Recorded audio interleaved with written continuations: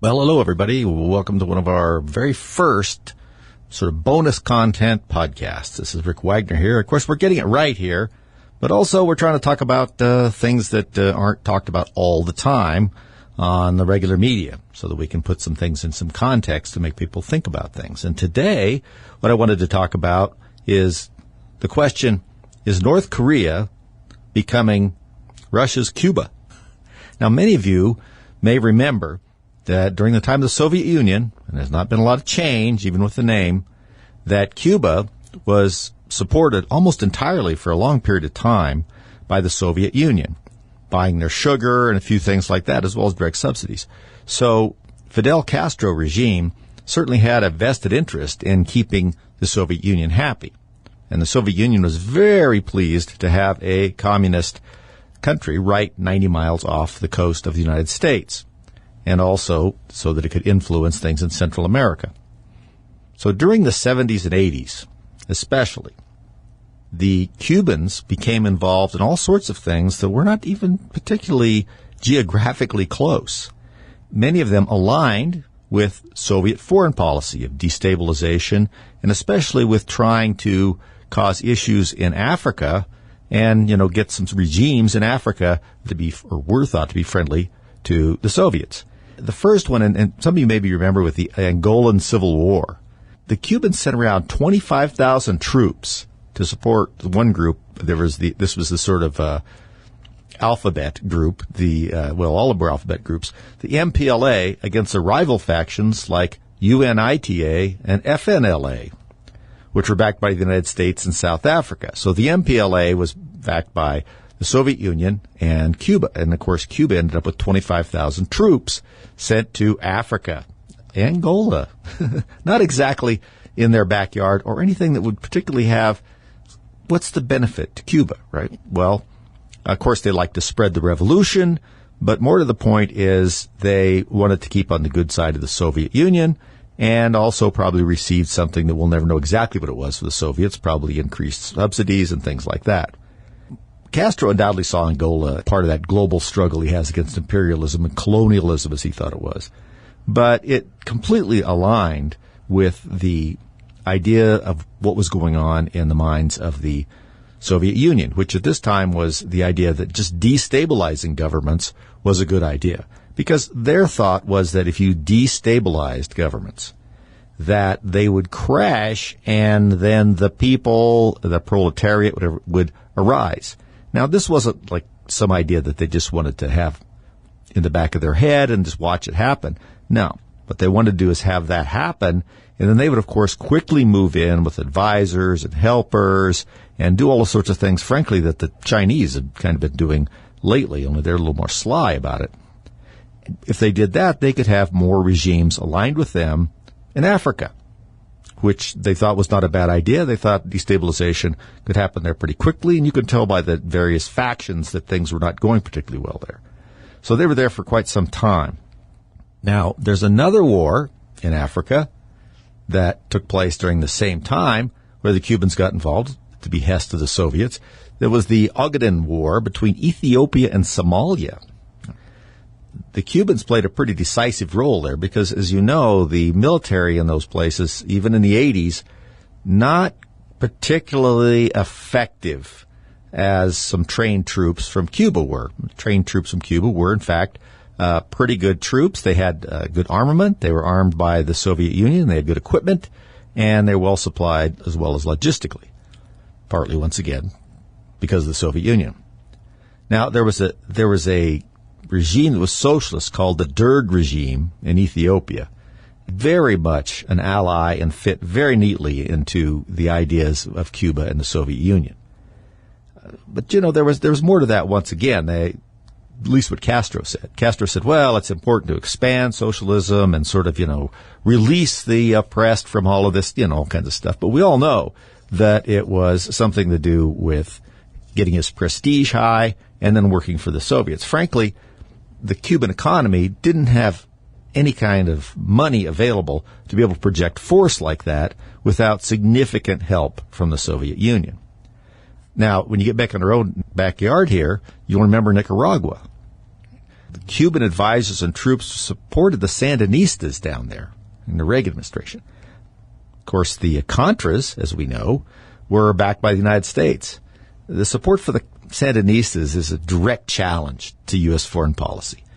That's part of the reason the Cubans did it, and of course, they're helped along by support from the Soviet Union to do this. I mean, what better way to destabilize the United States during this time than to have sorts of problems in Central America, particularly with the Monroe Doctrine. Remember, the Monroe Doctrine was Central America, the United States, this whole area was our backyard, and incursions into it was, in fact, our business. So this was a way of trying to draw us into something. As you know, with President Reagan, we became involved in shipping things down there. There was a whole Iran-Contra affair that was a very interesting kind of triangulation.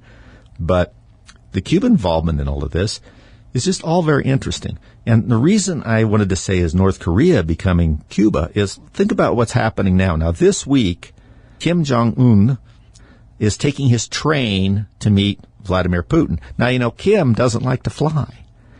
What I have heard is that he doesn't want to fly because he's afraid someone would shoot him down. So he travels in a heavily armored train with troops on board and, of course, all that little stuff that the little round dictator there wants to have with him to make his life enjoyable while the rest of his people suffer really badly. But he doesn't have much money. And the money he has in that country, the resources he has, he's been putting into the military. And the country is just not in great shape. So think about it this way. The Russians would like to have some more troops, especially with this thing that's going on, of course, in Ukraine. They'd also want some more equipment. What is the only thing that North Korea has of anything? A surfeit. Military equipment, soldiers. What do they need? Food. A little bit of money. You know, those kinds of things can be exchanged easily with the Soviet Union. Russia does not have a lack of food right now, especially. They still are producing a lot of that. They also are producing a lot of oil, which can get sent to North Korea. But also they can send them a little money, although they're a little thin on money themselves right now.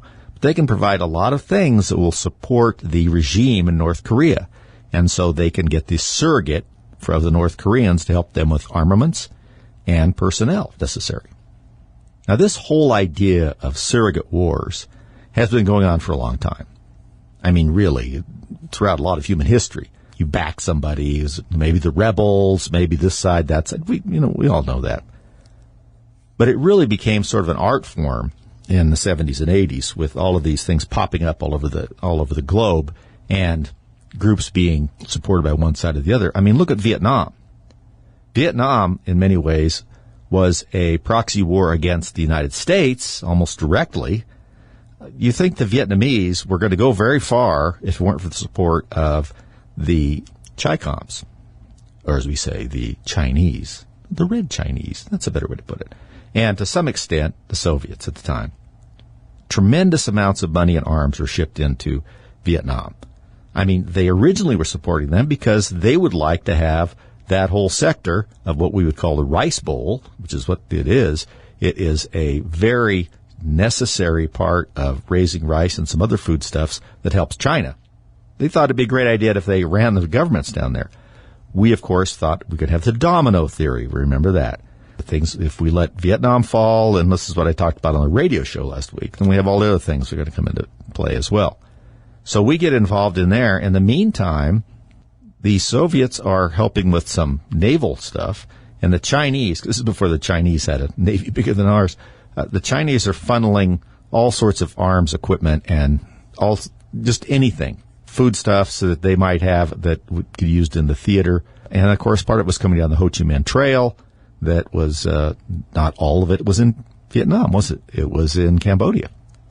So that was a very similar thing. It just lasted a lot longer, except that in having the two proxies, we started out with South Vietnam. They started with North Vietnam. But eventually, we was over there fighting ourselves. And, of course, people worried that what might happen if we began to really destroy North Vietnam, if China would get involved, like it did in Korea. Remember when we were just getting ready to really thump the North Koreans, the Chinese came across the Yalu River, and that was a big problem. And so many were afraid of that. So these proxy wars keep going on all the time. But it'd be interesting to see how the North Koreans sort of symbiotically cleave to the Russians. Because it's pretty good partnership if you think about it. They have a lot of things they're not using. They're just making them and threatening everybody with them. Russians need some of that stuff, and they certainly need people to. North Koreans can be pretty tough fighters, and they have a lot of military equipment because they don't spend any money on food or any of that frivolous stuff over there. But they need some, so Soviet Union has a lot of that, some oil, a little bit of money. All of a sudden, you have an axis there that includes Russia. I keep saying Soviet Union. I'm sorry. I cannot get that out of my head. Soviet Union. Jeez. I like it better than Russia for some reason.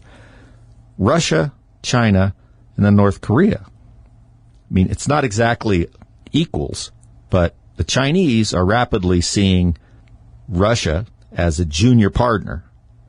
And Russia is seeing North Korea, I think, as a possible junior partner / kind of puppet, maybe, because Kim Jong has really been at the mercy of the Chinese a lot. I think the Russians like to get in there, too, and pull some strings, things they need. So keep an eye on that. I think it's going to be pretty interesting to see the interactions between the Russians and North Koreans. It doesn't get reported a whole lot. I mean, we're getting some now because they're going to have this meeting, but I think it won't be very long before we start seeing North Korean munitions in the theater in Ukraine, and then maybe actually North Korean troops. Eye out for that. Thanks for listening. We'll be back again.